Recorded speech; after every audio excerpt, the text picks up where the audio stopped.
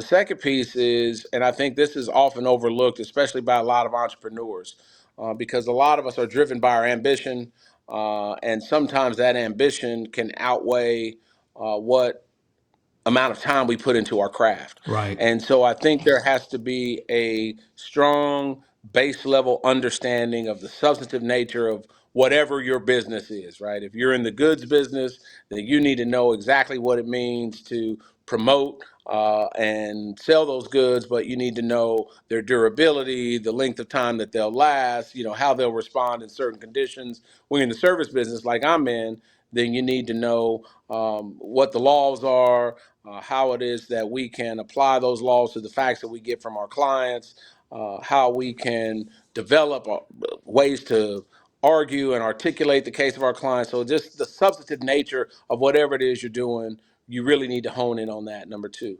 Number three, you have to 100% be aware of the fact that you serve your client, Mm. right, or your customer. And I think that's an often overlooked um, aspect to having a successful business.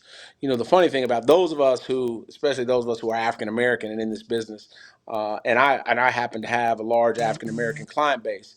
It's funny that I've been on calls before where I've heard people say, "Man, I really just didn't want to trust a brother anyway, and now I'm Wow. upset about how this case has been handled." And in some respects, I think we're kind of held to a different standard because I don't think that my counterparts that look different from me get that same kind of phone call from the people that Right. look like them.